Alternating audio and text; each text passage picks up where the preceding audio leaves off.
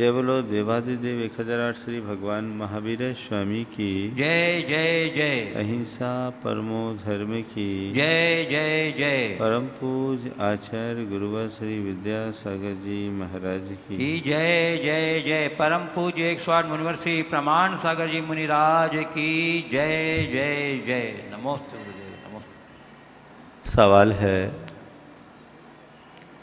जीवन के उतार चढ़ाव में ठहराव का। मनुष्य के जीवन में प्रायः ऐसे अनेक प्रसंग उत्पन्न होते रहते हैं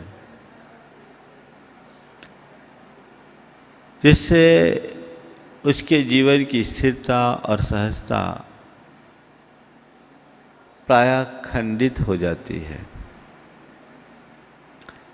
विषम परिस्थितियों में समता को स्थापित करना, विसंगति में संगति बिठाना जीवन की सबसे बड़ी साधना है और वही जीवन की सर्वोपरि उपलब्धि भी।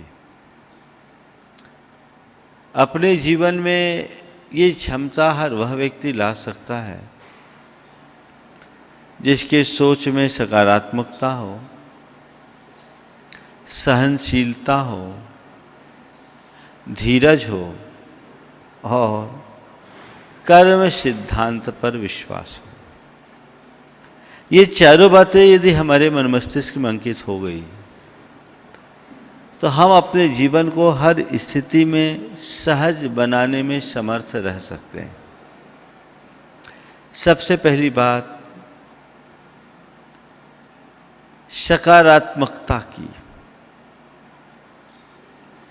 अपने जीवन में हर पल हमें सकारात्मक रहना चाहिए।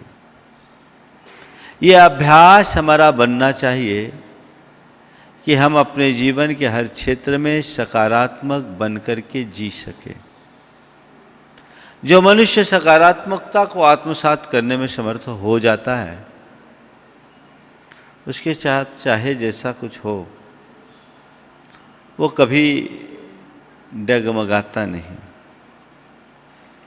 एक व्यक्ति बड़ी सकारात्मक सोच का धनी,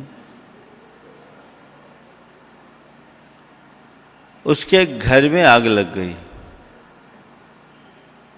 उसका सपनों का महल राख के ढेर में परिवर्तित हो गया। लोगों को बड़ा दुख हुआ, लोग उसे सहानुभूति देने के लिए गए। उसने कहा, मैं अपने आप को बड़ा सौभाग्यशाली समझता हूँ। आज से हफ्ते भर बाद मुझे उस मकान में प्रवेश करना था। अच्छा हुआ ये आग आज लग गई। अगर हफ्ते भर बाद लगी होती तो पता नहीं कितना बड़ा विनाश होता। मकान तो फिर भी खड़ा किया जा सकता है, परिवार को खोकर के पाना बड़ा मुश्किल है। जिस मनुष्य की इस तरह की सोच होती है वो जीवन में कभी दुखी नहीं हो सकता। मैं आपको एक संदेश देना चाहता हूं कि जीवन में हर पल ऐसी सकारात्मकता को अपने अंदर विकसित करने का मनोभाव रखें। आज ज़्यादा बोलने की मानसिकता नहीं है, लेकिन चार बातें आज के संदेश में हमें आत्मसात करना चाहिए। दूसरा है धैर्य रखें, धीरज रखना शुरू करें।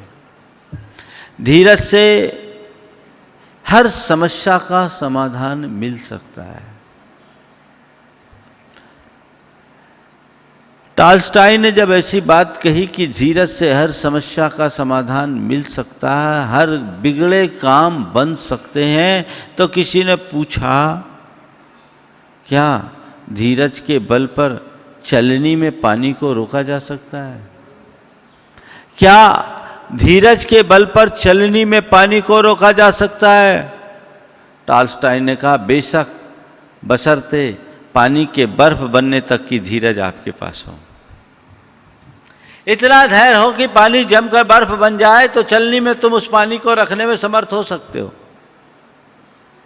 धैर्य एक बहुत बड़ी ताकत है। लोग थोड़ी थोड़ी बातों में अधीर हो उठते हैं, अधीरता में अनेक प्रकार की प्रतिक्रियाएं देना शुरू कर देते हैं। अधीरता जन उस प्रतिक्रिया के परिणाम स्वरूप कई बार मामला गड़बड़ हो जाता है।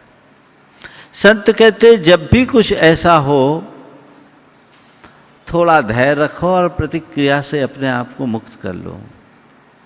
सब बातें अपने आप ठीक हो जाती है। गुरु शिष्य दोनों चले जा रहे थे, रास्ते में एक नदी पड़ी, वहां विश्राम किया। गुरु ने शिष्य से कहा जा घाट से पानी ले आ। शिष्य घाट पर गया। उसके जाने के थोड़ी देर पहले एक बैलगाड़ी गुजरी, पूरा पानी मलिन था। शिष्य लौट आया और कहा गुरुदेव पानी पीने लायक नहीं है, बैलगाड़ी ने पूरे पानी को गंदा कर दिया। गुरु ने कहा कोई बात नहीं। थोड़ी देर इधर उधर की बात हुई। करीब आधा घंटे बाद गुरु ने कहा जा आप पानी ले आ। गुरुदेव पानी तो मैला है। बोले जा तो एक बार देख तो सही। शिष्य गया, पानी एकदम साफ स्वच्छ था। वो पानी लेकर आ गया, पर दिमाग में एक प्रश्न आ गया। घंटे भर पहले जो पानी बड़ा मलिन था वो पानी साफ कैसे हुआ? किसने जादू किया? उसने अपनी बात गुरु के सामने रखी। गुरु ने कहा भाई इसमें चमत्कार कुछ नहीं, ये तो केवल धैर्य का प्रसाद है। 1 घंटे में वहां इतना पानी बह गया कि सारी गंदगी बह गई। बस एक सूत्र है, जब भी तुम्हारे जीवन में जीवन की इस नदिया में समस्या की बैलगाड़ी गुजरे, थोड़ा धैर्य धारण कर लो, पानी को बह जाने दो, साफ पानी प्रकट होगा और सब कुछ ठीक हो जाएगा। मनुष्य के अंदर धैर्य होना चाहिए और सहनशील बनना चाहिए। सहनशीलता जितनी बढ़ती है हमारे जीवन की सामर्थ्य उतनी अधिक विकसित होती है। जितना सहनशील बनोगे उतना समर्थ बनोगे। तो हमें चाहिए जो भी कष्ट आए, जो भी परेशानी आए, उसको हम सहने की क्षमता अपने भीतर विकसित करें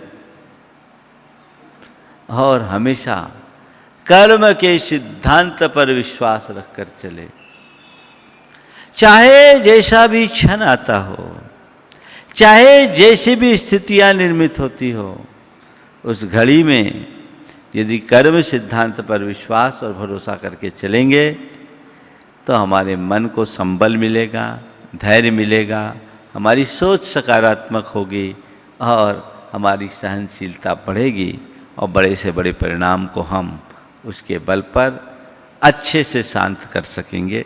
बस यही 4 सूत्र आज के संदर्भ में मैं कहना चाह रहा हूँ। आप इन्हें अपनाएं और मैं यहीं पर विराम ले रहा हूँ। बोलिए परम पूज्य आचार्य गुरुवर श्री विद्यासागर जी महाराज।